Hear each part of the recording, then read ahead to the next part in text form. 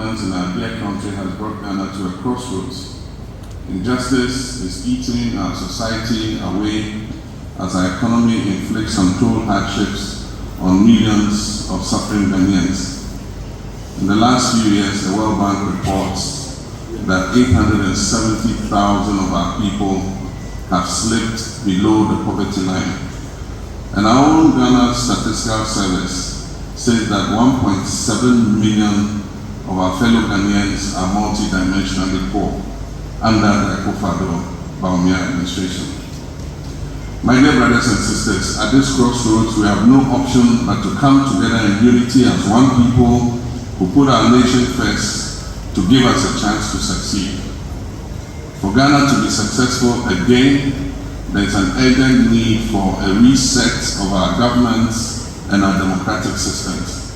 This can only happen if this current NPP government is rejected at the polls of 7th December 2024. Over the last 8 years must come to an end.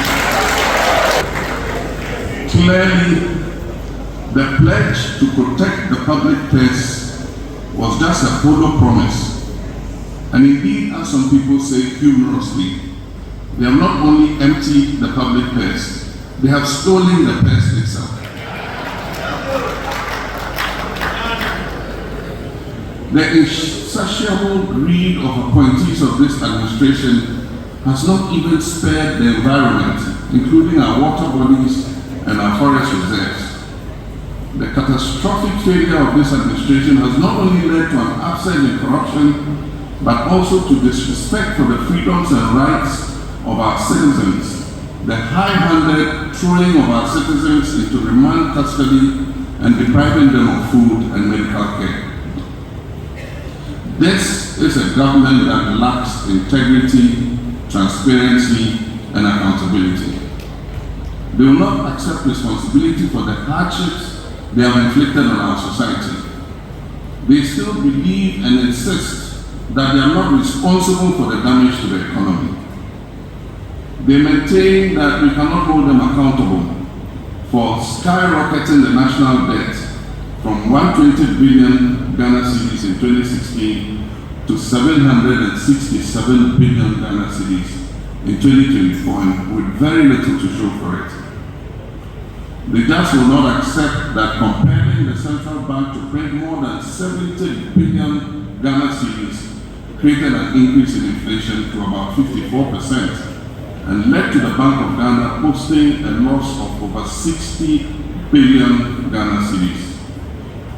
Ladies and gentlemen, I believe firmly that the main reason for democratic governance is to improve the living condition of all our citizens, including the most vulnerable, like persons living with disabilities, our retirees and pensioners, and young people who are out of school and need jobs in a tangible, sustainable, and equitable manner.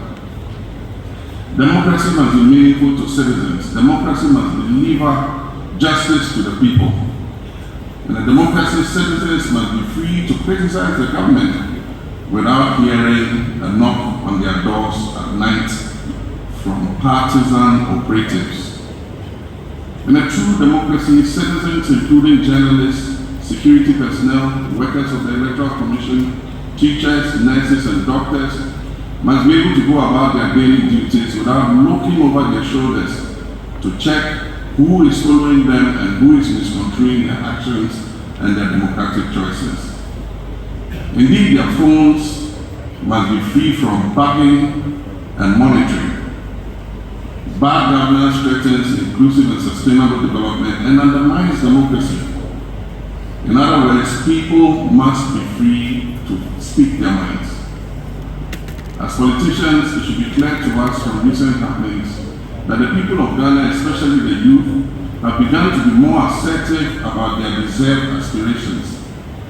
They are no longer hoodwinked by the superficial compliance and principled positions, propaganda, mere rhetoric, abuse of vested power, and divisive and irrational tribal or religious politics.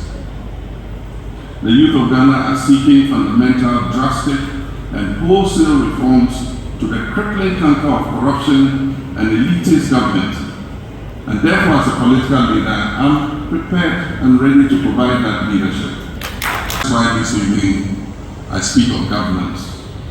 And this is why I'm offering myself as a servant leader, as one who is prepared to work with all of you to halt the declining confidence in our democratic and governance institutions.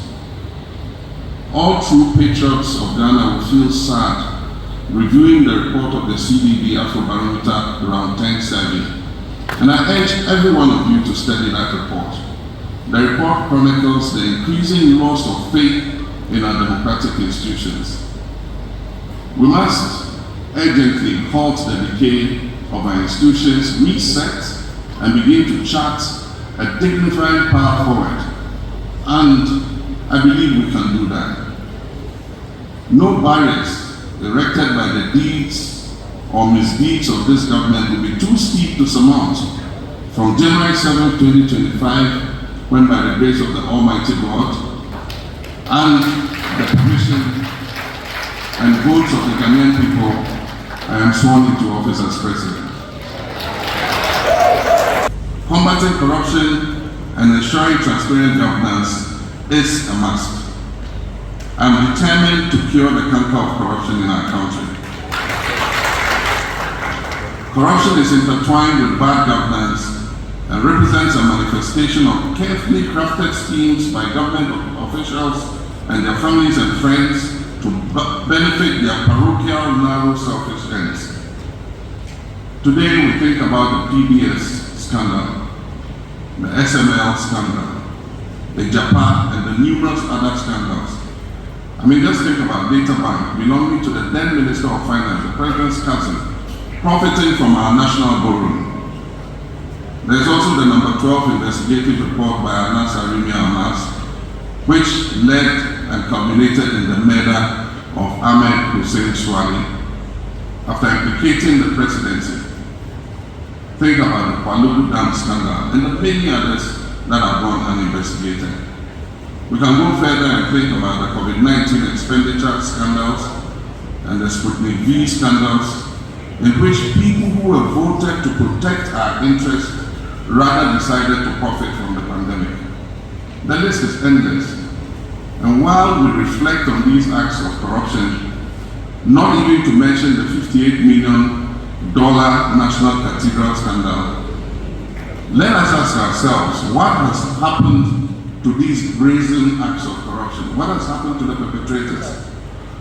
When corruption goes unchecked and unpunished, impunity prevails, and the country is consigned to hardship.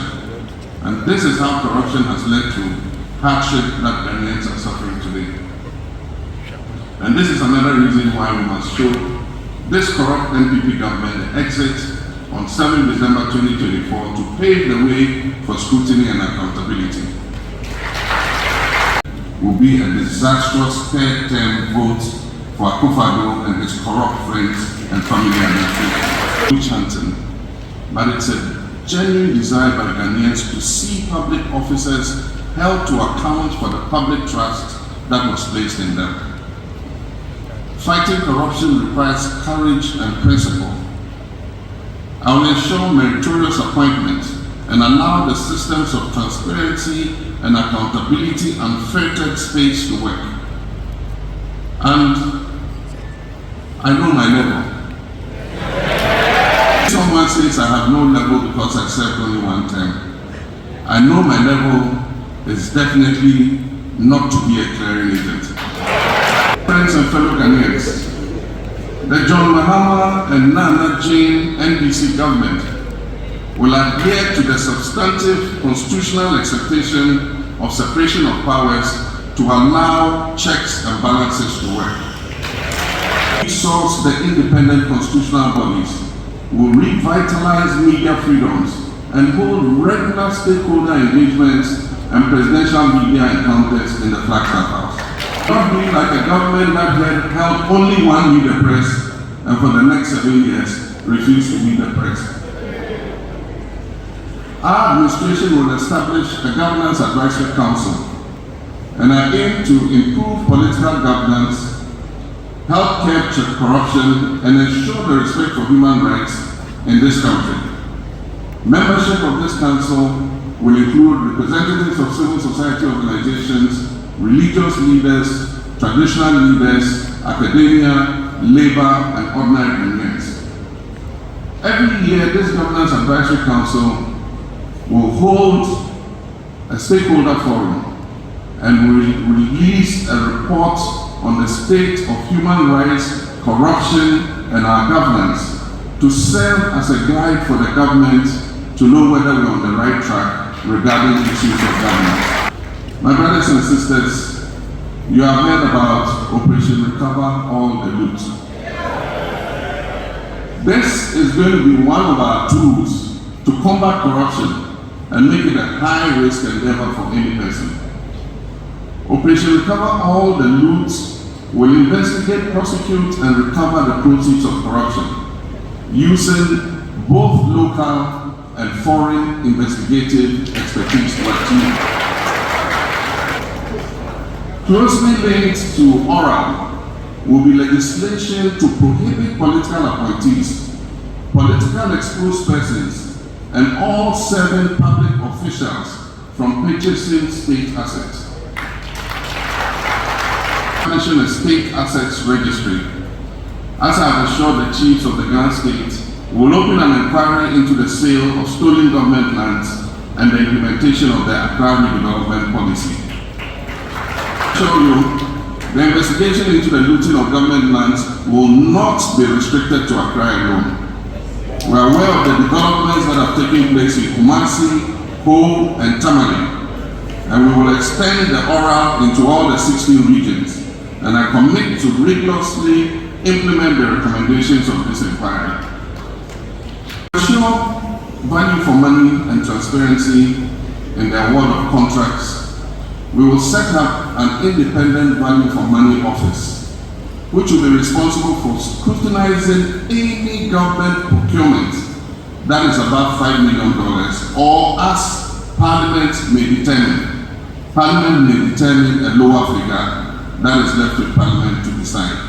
But every contract or procurement that is above a certain figure will be subject to independent value for money audit. Procurement Act of 2003, Act 663 as amended, will further be amended to make single source and restricted tendering an exception rather than the norm. Working with the judiciary, special courts will be established to prosecute and sanction persons in whom adverse findings are made by the Auditor General's report and by Parliament. We will strongly support the Auditor General to enforce the surcharge powers to retrieve embezzled funds with interest.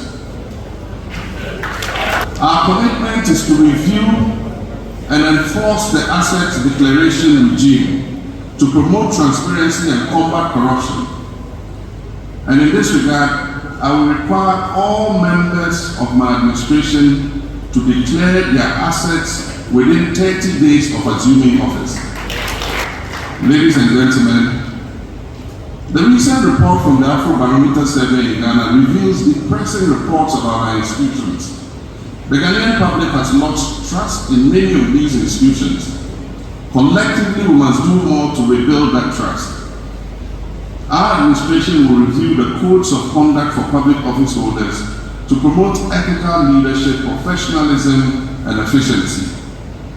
We must make the public sector work for the people by being responsive to their needs, and we must demonstrate humility, modesty, and sacrifice in office. We will also pass and implement the revised Internal Audit Agencies Bill to address malfeasance in public agencies. For almost 8 years, the government has deliberately and systematically worked to weaken and undermine the independence of the judiciary, the Electoral Commission, and the Audit Service for their own parochial purposes. Our human rights record, including press freedom, has suffered just as the fight against corruption has. Journalists have been hounded and cowed into silence and self-censorship. But I can assure you that there is hope. The NDC under my leadership is ready and willing to work with Ghanaians and our key stakeholders in civil society, our traditional leaders, our development partners, to restore good governance into our beloved country. Between Article 71 office holders and the wider public service will be fixed by establishing the long overdue Independent Emoluments Commission, modernize our juvenile correction centers to foster effective rehabilitation and reintegration of young offenders back into society. Ladies and gentlemen, I'm determined to provide adequate safety and security for all Ghanaians in order that our 24-hour economy initiative will thrive. To the Ghana Armed Forces, the Ghana Police Service, the Ghana Prison Service, the Ghana Immigration Service, the Ghana National Fire Service, the National Intelligence Agencies, the Narcotic Control Commission, the Ghana Customs Service, National Disaster Management Organization, National Commission on Small Arms and Light Weapons and others, keep in mind that I, John Dramani Mahama, appreciate the immense sacrifices and service you render to our dear Republic, sometimes even at the peril of your own lives. I know that we have dedicated professionals and patriotic serving officers and men and women in our security agencies who are appalled by the needless politicization this government has injected into the security services. To all these professional and decent-minded security men and women who yearn for the restoration of the glory days of our security services under a government that will motivate and not intimidate personnel, you can be assured that ours will be a government that ensures that promotions are based on merit to our security services and a government that will not infuse the services with unqualified personnel just because of political connections is coming. On Monday, 2nd December, the special voting day will come on, and I urge you to vote for John Mahama as president and vote for your NDC presidential candidate. I am confident that the special voting day will herald the tone for our resounding victory in this year's elections. Because the category of voters participating in the special voting, just like millions of Ghanaians, feel the hardship that has been imposed by the reckless mismanagement of this economy. And just like millions of Ghanaians, you all feel the hardship imposed by the economy. We all go to the same market. Media personnel feel the same hostile atmosphere within which they ply their noble trade. The staff of the Electoral Commission also feel and are appalled by the systematic decay of their once cherished commission that has suffered under this administration.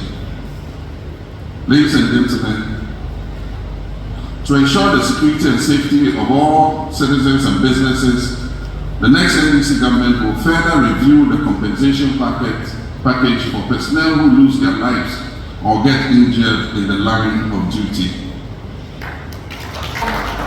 Establish new military installations focusing on our border areas and especially our 6 new regions to prevent terrorist attacks and ensure rapid response, implement cybersecurity measures to protect government systems, critical infrastructure, people and businesses, and harmonize and address disparities in salaries, remuneration, and other conditions of service related to personnel in the security agencies.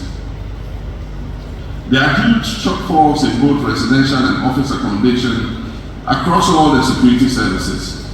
These we will aggressively tackle from our first day in office. We'll enhance medical packages for serving and retired personnel and their families. We'll ensure continuous review of UN operational allowances. We'll review the appointment of the heads of security agencies and parliamentary oversight over security and intelligence agencies, and actively engage the services of private security organizations who adhere to decent work and provide fair wages for their employees. To abide by their oaths of office, to protect and defend our Constitution before, during, and after this general election. Finally, on security, I call for calm to prevail in Boko. I appeal to all sides to exercise restraint and silence the weapons. Resolving the Boko conflict will be one of my first priorities when I become president. The need to champion sustainable development stares us in the face as our water bodies stand more polluted than we have ever witnessed in our country's history. While pursuing green technologies, our administration will promote sustainable and responsible mining. As I've said before, no member of my government will be allowed to engage in mining. I repeat, my appointees will be prohibited from engaging in mining to prevent conflict of interest. As I've said, any appointee who wants to be a miner can go and be a miner, but you can't be a miner and serve in our government. And please rest assured that every government appointee and party official who flouts the mining laws will be swiftly dealt with. Irresponsible and illegal mining, galamsey, would be fought strenuously using regulation, and mining in forest reserves will not be allowed because our water bodies take their source from these forest reserves. If we destroy these forest reserves, it will lead to a destruction of our water bodies. Small-scale mining is legal and will continue to be the preserve of Ghanaian nationals. As we undertake inventory and audit of all licensed small-scale mining concessions to build capacity and hold the owners of concessions accountable for illegal mining on their concessions. To this end, we will engage the large mining companies to seed and release part of their unused concessions, abandoned shafts, pits, or areas for licensed small-scale miners to also earn a living. Land reclamation under our Tree for Life program and our Blue Water initiatives will be key planks of our determination to protect the environment while encouraging sustainable mining for national development. And this we will use to motivate them to monitor the implementation of government projects and programs within their electoral areas. We're also going to utilize them to collect birth and death statistics in real time in order that we can strengthen our birth and death registry. In the era of media freedom, journalists will not remain in constant fear over state-sponsored attacks on them. Radio stations critical of government are not going to be attacked Rambo style. Journalists will not remain in fear of being attacked to the point that some have to run away and seek asylum in other countries. To promote and guarantee media freedom, expand the frontiers of press freedom, and create a conducive work environment for media practitioners, we will fully implement and operationalize the Right to Information Act, Act 2019, Act 989. We'll reopen the investigation into the murder of Ahmed Hussein Swali and ensure prompt action on all cases involving violation of the rights and freedoms of media professionals. We'll support the Ghana Journalists Association, the National Media Commission, and other stakeholders to promote an enduring professional media environment and improve continuous professional development for media practitioners. And I can assure you, if the president of the Ghana Journalists Association is sitting next to me and he has made a critical statement about me, I'm not going to be angry with him.